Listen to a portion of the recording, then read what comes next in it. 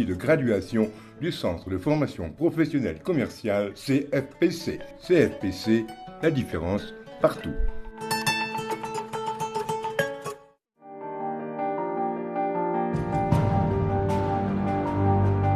Quatrième édition des Journées scientifiques SIDA du Sénégal. Un événement phare dans l'agenda scientifique de la riposte au SIDA. Plus de 500 experts de la santé du SIDA, communautaires, partenaires, exposants et participants de tous horizons vont échanger et débattre sur le thème vers l'élimination du SIDA, intégration, innovation, impact. Sous le leadership du Premier ministre Ousmane Sonko, président du Conseil national de lutte contre le SIDA, venez nous rejoindre du 26 au 28 novembre 2024 au CICAD de Dakar pour transformer le possible en réalité. Intégration, innovation, impact. Chaque expérience est un pas vers un avenir sans SIDA.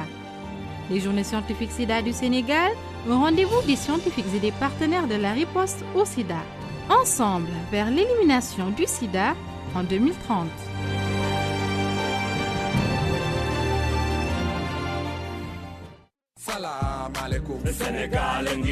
voilà 8h dem ba tegal benn minute ngeen di wéy di teewlu rajo Sénégal Salam Sénégal waxtu wi ñu dégleel kon sunu gan le grand entretien mi ngi Maham Ndiaye ma bàyyi la sunu gan. ma di la jaajëfal baax a baax Arouna Diouf di nuyu itam encore une fois auditeurs yu rajo Sénégal di am mbégte di ànd ak ñoom tey si suba.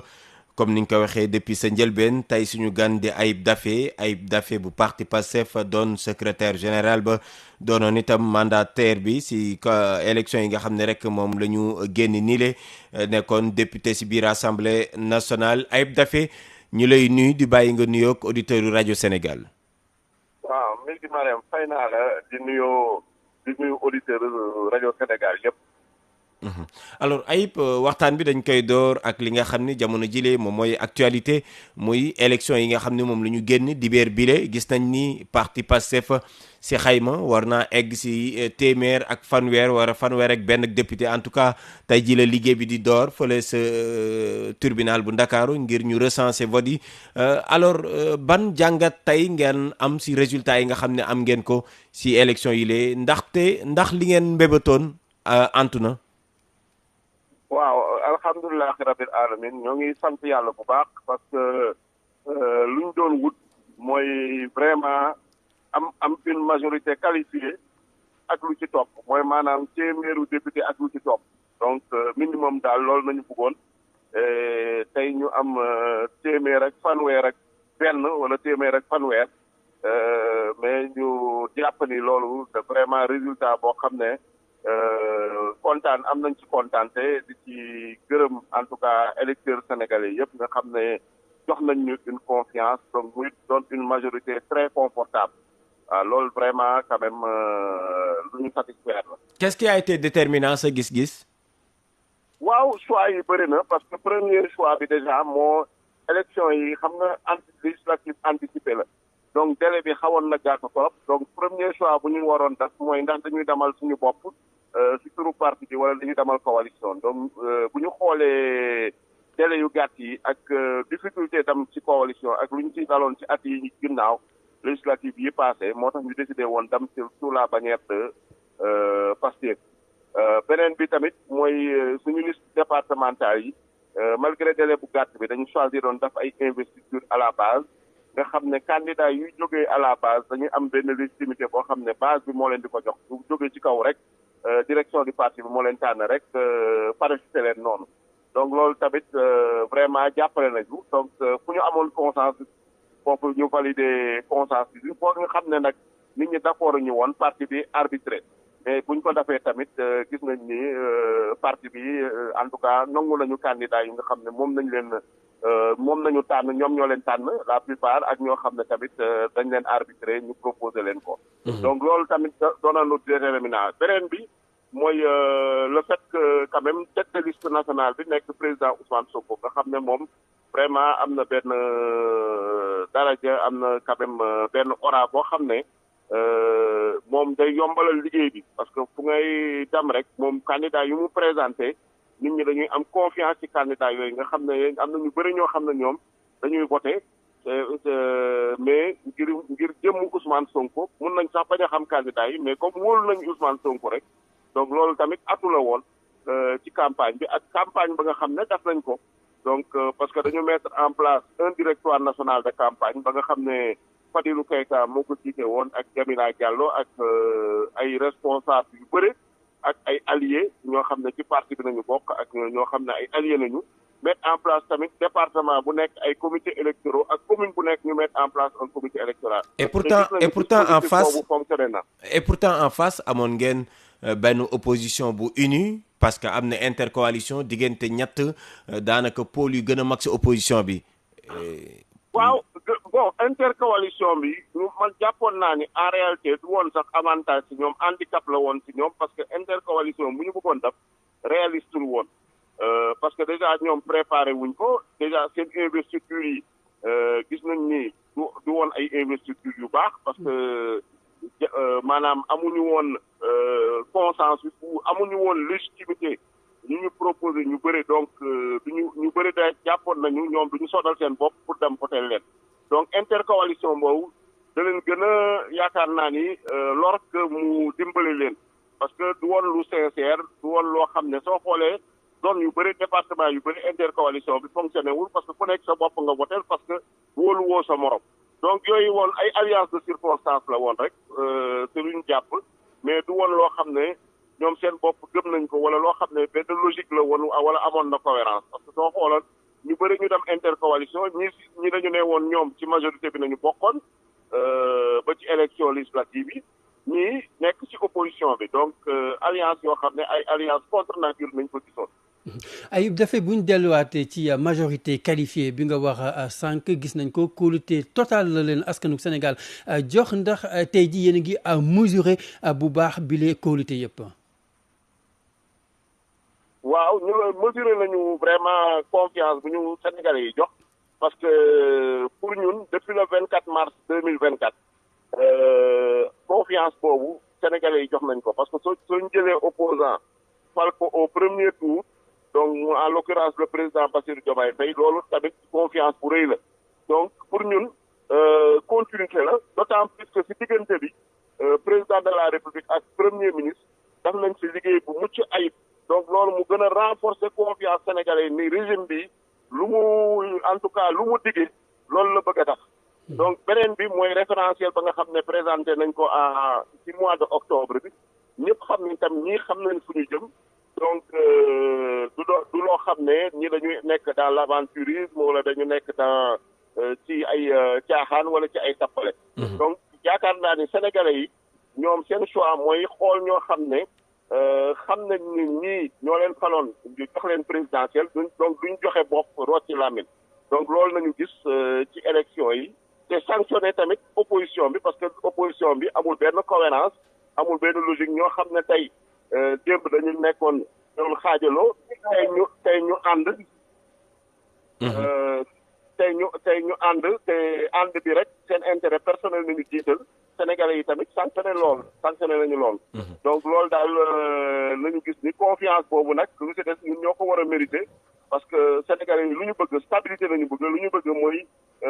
ñu liggéey donc ñu jox en tout cas une majorité confortable au président de la République et au gouvernement pour ñu mën a collaborer ensemble. alors Ayib léegi kon lan moo des ginnaaw ba ñu leen joxee nguur gi tey ñu jox leen assemblée nationale ñenn ñi nee nañ liggéey rek a des ban tontu ngay indi si loolu.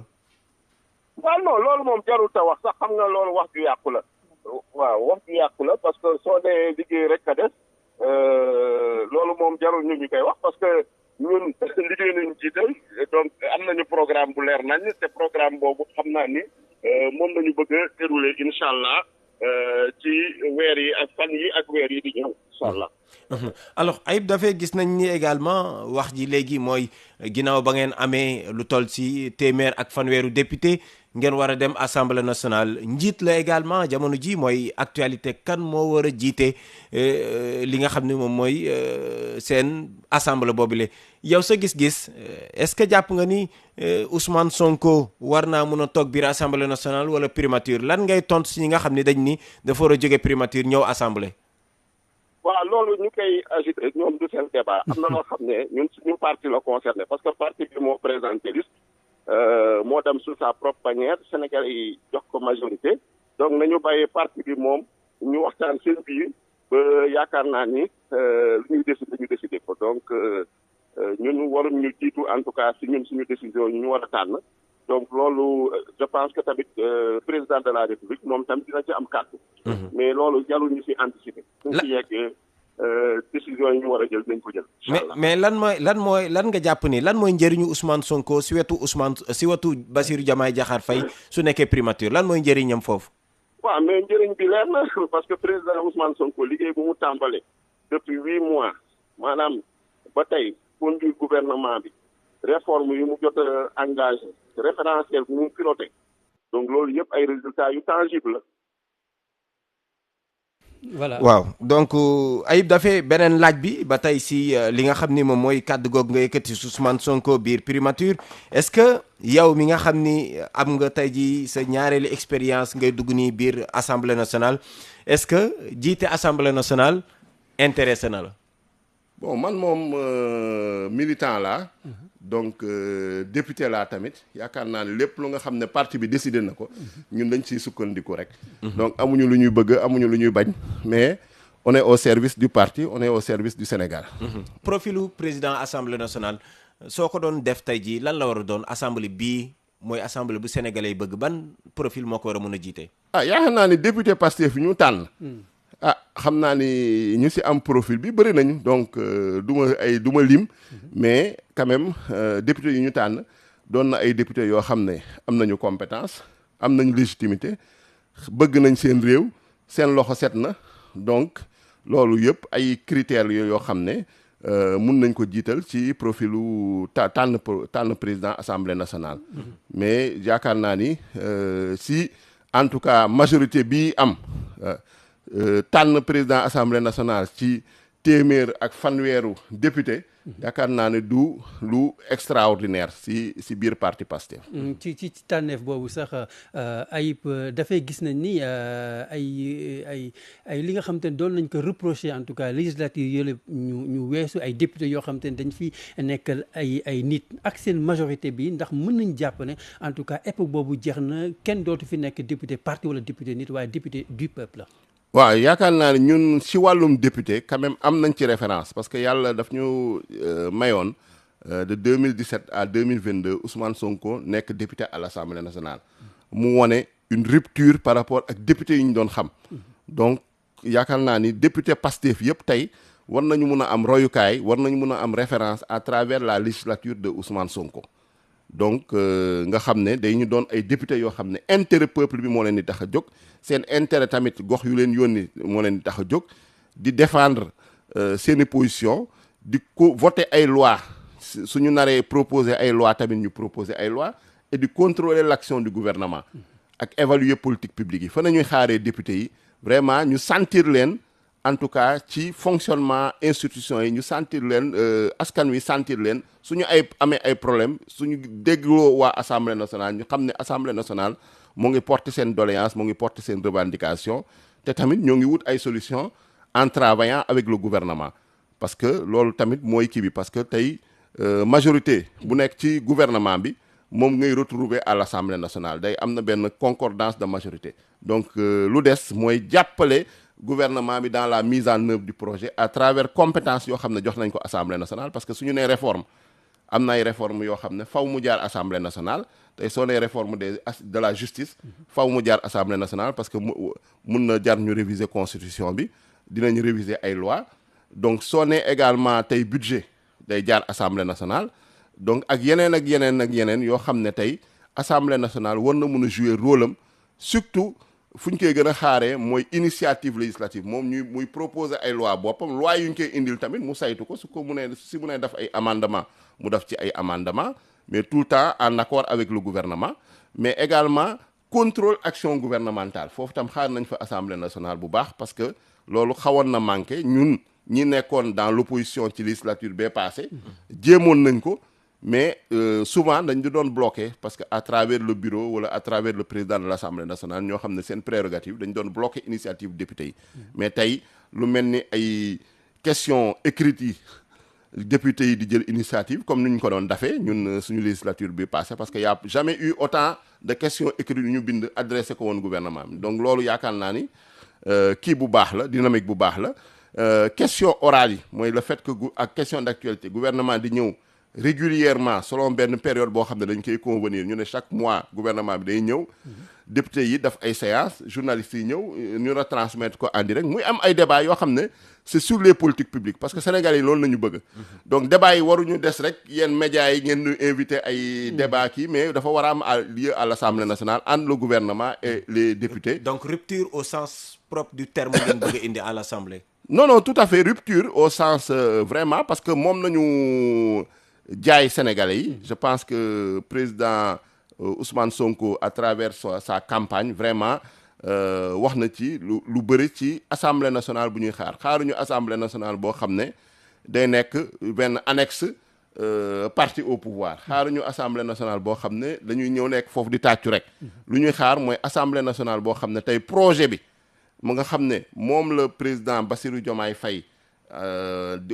di mettre en œuvre assemblée nationale nekk gardien wu projet boobu maanaam sàmm projet bi ba nga xam ne fu ñu bëgg a jëm fu Bassirou Diomaye Faye bëgg a jëmee Sénégal ci diggante 2024 ak 2029 ñu fexe mu yegg fa yaakaar naa loolu mooy rôle assemblée nationale. Alors yéen a ngi bokk ak kujje goo xam ni bëreetuñ fa doole parce que suñuy xayma daanaka matuñu pour le moment en tout cas 40 députés yoo xam ne dafay jóge si kujje gi suñuy calculer mataguñ sax fanweer kujje googu noonu est-ce que di ngeen leen bàyyil benn place à l'Assemblée nationale. Ah bien sûr je pense que am nañ seen place à l'Assemblée parce que opposition moom constitution mooy consacré ay droits am te opposition tamit dafa baax ci démocratie donc Assemblée nationale boobu war na nekk benn Assemblée nationale boo xam ne opposition war na fa mën a exprimer wu. Maintenant dafa am ay mécanismes yoo xam ne Assemblée nationale noonu lay fonctionner notamment les groupes parlementaires ñoom suñu góorgóorloo ba am benn groupe parlementaire wala. yaakaar naa ne am peut-être ñaar peut-être ça va être difficile mais au moins benn groupe parlementaire su fa amee yaakaar naa ne droit yi ñu war a am yëpp nga xam ne règlement intérieur assemblée nationale conféré na leen ko dinañ am droit yooyu parce que mais lu jafe assemblée nationale mooy nekk député non inscrit foofu règlement intérieur peut-être temps de parole bu ngay am ak possibilité yu ngay am day xaw a néew. Au-delà de li leen règlement assemblée nationale may ndax yéen ci xam nga lépp consensus la ndax ñoom di ngeen leen jébal yenn poste yoo xam te ne am na solo nga xam te ne également dina wane seen ouverture comptabilité yu mel noonu waaw mais loolu laay wax assemblée nationale nag dafa am règlement intérieur foog ñëpp comprendre ko règlement intérieur moom mooy déterminer répartition poste yi en fonction du poids et de la taille des groupes parlementaires nañ koy joxe. foog nit ñi comprendre du ay cadeau yu ngay joxe naan diw am lii diw am la non loo xam ne dañ ko inscrire ci biir règlement intérieur bi donc ñoom loo xam ne ñoom moom nañu mérité ak moom par rapport ak seen poids par rapport ak seen taille parce que loolu tamit c'est une règle démocratique. xam nga dañuy ragal ngeen écraser leen trop également. waaw non kenn écraser wu leen sénégalais yi ñoo tànn. donc nañu respecter choix wu sénégalais yi ñoo tànn dañuy yónnee plus de 130 députés yu bokk Pastef à l'Assemblée nationale. Donc loolu c'est la voix du peuple. Donc il faut que ñu respecter voix du peuple boobu à l'Assemblée nationale. Maintenant démocratie dafa soxla opposition boobu nag moom moo war a am ay stratégie moom moo war a am également ay kiiwam objectif am au sein de l'Assemblée nationale ak nu muy organiser woo yaakaar naa ne ñoom ñu fa nekk opposants yu bëri am nañu expérience parlementaire ñenn ñi am nañu expérience gouvernementale parce que bon côté boobu tiituma torop ni xam nañu règles yi xam nañu nu ñu war a fonctionner parce que am na loo xam ne tamit des fois c'est pas du taille bi moo am importance parfois tamit pertinence ñoom seen discours ak lu ñuy wax ak stratégie bu ñuy utiliser mooy tax sénégalais yi bàyyi leen déglu leen di leen bàyyil nopp. ay defe bii nag ab yóbbante la booba léegi ñuy wax kii nar a jiite assemblée nationale waaye ba tey waxuñu jigéen yi lan mooy seen place. jigéen ñi je pense que seen place mu ngi ci biir assemblée nationale comme lu nga wax rek man jàpp naa ni ci fanweer ak téeméer ak fanweeru député yi jigéen ñi am nañ ci lim bu takku parce que tamit ci liste paritaire nañ demee même su fekkee du doon parité absolue parce que du fait du nombre impair de certaines listes mais jigéen am nañ ci nombre bu takku donc ñoom tamit am nañ seen rôle bu ñu war a jouer yaakaar naa ni loolu tamit lu ñu war a waxtaanee ci biir parti bi la. ak pour xool en tout cas ñan ñoo ci am le profil. pour jiite assemblée nationale. donc du loo xam ne tamit c'est impossible. c'est lu ma jàpp. Alors au départ c'était un défi le parti Pastef jël dogalam wax nga ko sànq si njëlbeen doon dem ak li nga xam ni moom mooy parti bi en face ngeen am benn kuje goo xam ni tey jii ñoom ñëpp dañoo boole woon tey mu jeex mais ñu bëri sànq maa ngi la koy wax si njëlbeen dañuy bëgg en tout cas société civile wala ñeneen da ngay dégg ñu ni Ousmane Sonko dañ ko bëgg au parlement ñenn ñi jàpp ne dañ ko bëgg séparer carrément ak le président de la République Bassirou Diomaye Diakhar Faye. Quelle est la situation des relations entre Ousmane Sonko et Bassirou jamono jii ma wax ak yow le président de la République. waaw mais rapport yu excellent la ñu am yaakaar naa ni loolu moom jarul sax ñu siy delluwaat président wax na ko premier ministre delluwaat si. mais président wax na lu premier ministre wax na lu tey xel de Ayib nee na boo demee ba ñi la bañoon bëgg la. war nga xoolaat sa tool yooyu non loolu ay propos ci benn contexte particulier la woon ci biir campagne te du mu ngi koy wax na ko ni il a parlé en tant que candidat. yaakaar naa ni mënuñoo jël wax jooju rek seppi ko noonu mais lu ci ëpp solo mooy ñoo ngi travailler en très bonne intelligence te yaakaar naa ni lu gënoon metti mooy ñu génnee référentiel bi génnee nañ ko ci période bu ñu ko waxoon te gouvernement bi quand même moo ngi liggéey bu am solo gis nañ ko ci wàllum campagne agricole bi semence yeeg engrais yi nu ñu ko joxee amul fi kenn koo xam ne rentrée scolaire bi géré nañ ko donc ci délai yu gàtt te si budget boo xam ne du seen budget bopp budget boo xam ne dañ ko fekk te joxe nañu tamit situation audit bi finance publique yu ñu fi fekk ñëpp gis nañu situation bu catastrophique lañu fekk donc fexe nañu ba redresser la barre donc lu ma jàpp ni mooy vraiment Ousmane Sonko moo ngi def un excellent travail aux côtés du président de la République avec le gouvernement également ministre ñoo ngi def tam liggéey bu am solo te loolu tamit war nañ ko jël en compte ñun lu ñu jàppale suñu campagne parce que su fekkoon ni bilan gouvernement bi du bilan bu baax mais population yi dañuy sanctionner donc population yi suñ ñu joxaatee confiance war nañ cee sant war nañ cee gërëm tamit gouvernement bi jàpp nañ. waaye nag néew na également ñu jox nit réew mi bopp réew mi pare xañ ko assemblée nationale. waaw non mais diggante suñu élection présidentielle yi ak élection législative yi am na 7 mois 8 mois. donc population yi war nañu mun a apprécier ñii ñu fal kii bu ñu jël. orientation ak yoon bu ñu jël est-ce que yoon bu baax bi donc jàpp nañ ni yoon bu baax nañ jël te jàpp nañ ni lu ñuy def tamit gis nañ ci seen bopp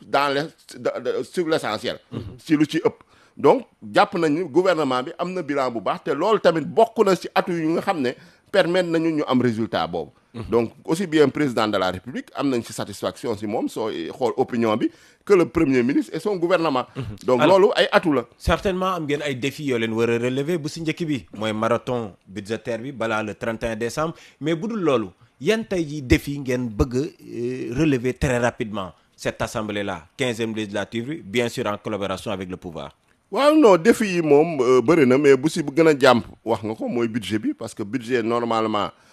mi-octobre su fekkoon ni amul woon élection dissolution mi-octobre lañ ko waroon commencer te on avait jusqu'au 31 décembre léegi déjà délai boobu jàll na mais yaakaar naa ni c'est pas impossible parce que tey sooy xool am nañu calendrier boo xam ne suñ ko tëggee war nañu mun a adopter un budget vraiment durant le mois de décembre donc loolu mun na ne beneen aspect bi mooy également tey gouvernement bi am na agenda législatif boobu am na des dizaines de projets de loi donc il faut que assemblée mun a kiiw ak gouvernement bi collaborer ak gouvernement bi pour xool calendrier législatif quels sont les projets de loi yi nga xam ne moo gën a jàmp nga xam ne war nañ ko adopter loolu travail la boo xam ne assemblée nationale bureau conférence des présidents ak gouvernement bi ñoo koy def parce que au sein du gouvernement il y a un ministre chargé des relations avec les institutions ñoom ñoo war a def liggéey boobu nga xam ne liggéey de priorisation la donc loolu je pense mais lu ci gën a jàmp daal yaakaar naa ni mooy le budget maintenant après am na organisation ak fonctionnement assemblée nationale il faut ñu soppi haute cour bi également waaw haute cour bi moom tamit urgence la parce que loolu loi bee ko wax loi bi moo ne haute cour bi foog ñu teg ko 1 mois au plus tard après l'installation de l'assemblée donc tey assemblée suñ ko installé woon je prends l'exemple je sais pas fin novembre wala début décembre donc au plus tard début janvier il faut que mu am haute cour de justice. du envie topp ñi fi nekkoon. non loolu demande yaakaar naa ni sénégalais yi ñoo ko laaj parce que sénégalais yi bu ñuy voté le président Bassirou Diomaye Faye loolu dafa bokkoon ci en tout cas ñoom demande bi dafa bokkoon ci lu tax ñu votel ko parce que ñun tamit suñu programme dañ ci proposer bonne gouvernance xeex lépp luy guerre xeex lépp luy corruption donc tey président Ousmane Sonko yaakaar naa ni tamit xam nañ ni loolu bokk na ci thème de campagne am yi donc loolu donc suñu ñëwee tey à l'Assemblée nationale donc haute cour de justice lu ñu war a teg la d'autant plus que ñun pendant ñaari at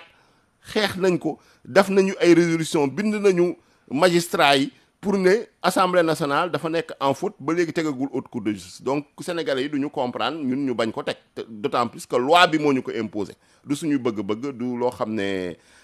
maanaam pour jéem a sonnal ay nit la wala xeex ay nit la mais lu loi bi teg la loo xam ne yoon la parce que dëkk am na ñoo xam ne dañ leen jox privilège de juridiction ne structure bii moo leen war a juger su fekkee dañu def ay ñaawteef structure boobu nag il faut ñu teg ko parce que sinon du ñu nekkati ci biir démocratie. Arouna su baaxee ñu dugg si nasaraan mais balaa ñu dugg si nasaraan Arouna gis naa ne Ayib dem ngeen campagne ba mu jeex yow ak yeneen candidats yëpp mais médias yi ñoom amoo leen benn proposition bu jëm su ñoom. médias yi dañ leen di fàtte saa su nekk. non fàtte wuñu leen médias yi yéen a ngi suñu programme yéen a ngi ci référentiel bi yaakaar naa ñun campagne bi référentiel bi nañu campagne yi. donc mise en œuvre référentiel bi dañ cee absent. non mise en œuvre référentiel bi. même référentiel bi newuñ ci. ah déet programme Diomaye président newuñ ci. non yéen a ngi ci référentiel bi yéen a ngi le ci président par contre ba mu demee ci interview bu mujj wax na la loi sur l'accès à l'information. non loolu yëpp a ngi ci je pense que c'est des réformes yoo xam ne bu leen fàtte média yi waay. non fàtte wuñ leen incha allah. alors merci beaucoup donc Arouna oui. voilà donc peut-être mu voilà ñu jàll ci français. oui en français Ayib Daffé vous avez obtenu une majorité écrasante à l'Assemblée nationale presque 130 députés oui on parle de 130 députés alors quelle lecture faites-vous de ce résultat obtenu par le parti PASTEF pour sa deuxième participation ou bien troisième à ces élections? Oui, bon, c'est notre troisième participation aux élections législatives. Donc, on parle de 131 députés. Donc, en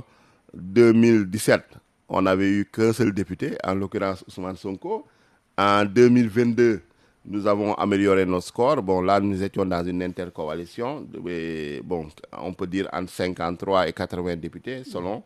le décompte qu'on peut faire. Mais PASTEF, nous-mêmes, on était 25 députés. Donc là, on est à 130 députés. Donc, on peut être satisfait et remercier le peuple sénégalais. Donc, remercier les militants et les sympathisants. Donc, remercier également la tête de liste nationale, Ousmane Sonko. Qu'est-ce qui a été déterminant? Ce qui a été déterminant, je pense que l'approche pour préparer ces élections. D'abord, nous avons décidé de partir sous notre propre bannière, le parti PASTEF, parce que c'est des élections législatives anticipées. Pour nous, il était beaucoup plus simple politiquement et techniquement de proposer des listes, donc à partir sous la bannière du parti PASTEF. Donc, parce que nous avions connu beaucoup de problèmes avec les coalitions, avec des rejets, des forclusions, etc. Sans compter la difficulté d'évaluer le niveau de représentativité de certaines organisations au sein des coalitions. Donc, c'était souvent des arbitrages assez difficiles. Mais là, après cette décision, ce choix stratégique que nous avons partagé, bien sûr, avec la coalition Diomaye Président, et que nous remercions d'avoir accepté. Et on a décidé quand même d'intégrer dans nos listes des alliés, notamment sur nos listes nationales. Sur les listes départementales, dans les 54 départements du Sénégal et de l'extérieur, on a procédé à des investitures à la base. Donc ces investitures nous ont permis de recueillir les candidatures et là où il y avait consensus, ces consensus-là ont été validés par la direction. Là où il n'y avait pas de consensus, on a procédé à des arbitrages qui ont été également acceptés par les militants et les sympathisants. Attentes et défis maintenant? Les attentes et les défis par rapport à cette législature, c'est que ce soit une législature que les Sénégalais attendent. Parce que nous sommes partis en campagne sur le slogan « Assemblée nationale bi ñu bëgg ». Donc, bu Sénégalais yi bëgg mooy une assemblée nationale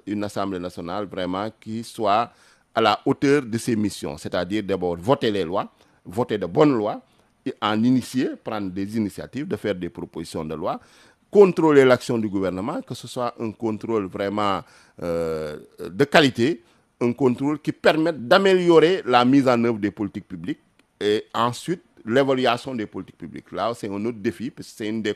dernières compétences de l'Assemblée nationale, mais qui n'a jamais été exercée. Et que les députés puissent vraiment participer au débat politique, au débat, en tout cas, à la vie institutionnelle du pays, et que les populations se sentent représentées, surtout à travers l'action des députés. Parce qu'il y a beaucoup de problèmes qu'on ne pourra pas régler d'ici 2029, mais le plus important, c'est que les populations sentent qu'il y a une prise en charge, en tout cas, de ces problèmes par les députés, et que des solutions, en tout cas, sont amorcées au sein du gouvernement et de l'exécutif. Alors, Ousmane Sonko a été déterminant dans cette victoire. Quelle doit être sa place? À la primature ou bien à l'hémicycle? Beaucoup l'envoient à l'hémicycle. Bon, moi, je pense que c'est un débat prématuré. Bon, déjà, il y a des questions où c'est la personne qui engage la personne de Ousmane Sonko, donc on ne saurait répondre à sa place. Mais le plus important, c'est qu'il a abattu une campagne formidable. Il faut remercier aussi tout le directoire national de campagne, les comités, à sa tête Fadilou Keïta, les comités électoraux départementaux et les comités électoraux communaux qui ont abattu aussi un travail considérable. Mais il faut dire que le travail que Ousmane Sonko a abattu au sein du gouvernement également, et les résultats tangibles déjà qui sont ressentis par les populations, si on prend le cas de la campagne agricole avec la distribution des semences et des engrais, partout où on est allé, moi j'ai fait au moins pratiquement près de 150 villages dans mon département, mais tout le monde est satisfait de la distribution des semences et des engrais. La rentrée scolaire qui a été réussie, le fait également, on a connu des défis, la lutte contre les inondations qui a été bien gérée, qui a été bien maîtrisée. Donc tout ça montre que Ousmane Sonko, en tout cas, est un excellent Premier ministre aux côtés du président de la République, Bassirou Diomaye Faye. Et il faut aussi féliciter le président de la République et le gouvernement pour la très bonne organisation des élections. Et le président avait promis que les élections seraient organisées dans des conditions de transparence. Ce défi-là aussi a été tenu, et féliciter également le ministère de l'Intérieur et la Direction générale des élections. Aïb Daffé, candidat à la présidence de l'Assemblée nationale? Bon, Aïb Daffé, il est député et donc au service des Sénégalais. Et en tout cas, nous sommes là pour servir, et partout où on nous mettra, on servira, Inch'Allah. D'accord. Vous êtes dans les dispositions pour le marathon budgétaire, pour activer également la haute cour? Bien sûr, puisque pour le budget, je pense qu'on a, du fait des élections législatives anticipées, on a un délai très court, mais je ne pense pas que c'est très possible, c'est réalisable, puisque déjà on a un gouvernement resserré. Donc, avec un bon calendrier, on pourra examiner le budget aussi bien en commission qu'en séance plénière. Pour la Haute Cour de justice également, c'est une obligation légale. Il faut la mettre en place 1 mois après l'installation, et je pense que c'est également une de nos promesses de campagne et de nos engagements qu'on va tenir. Donc dans les meilleurs délais. Aïb Daffé, ça a été un plaisir de vous recevoir sur le plateau de Salam Sénégal sur la RTS. Merci beaucoup. Merci à vous et aux auditeurs de Radio Sénégal. Merci beaucoup à vous, Arouna. jërëjëf mi ngi Maham Ndiaye ñu koy jaajëfal suñu gan Aïb Daffé. Mbokk auditeurs Radio Sénégal ñu leen di ubbil kon ci kanam tuuti antenne bi ngeen waxtaan ak Oulay Kane ak li ñu waxtaan ak suñu gan ñu leen di jox dig daje suba ak jàmm fii ci Radio Sénégal. Salam alaikum Sénégal ngi maaleykum salaam Sénégal ngi nanga def sawa Sénégal ngi maa ngi fii c'est ça Sénégal ngi Radio Sénégal. Vous cherchez une expérience cinéma unique, bien plus qu'un simple film? Bienvenue au cinéma du Sea Plaza. Au cinéma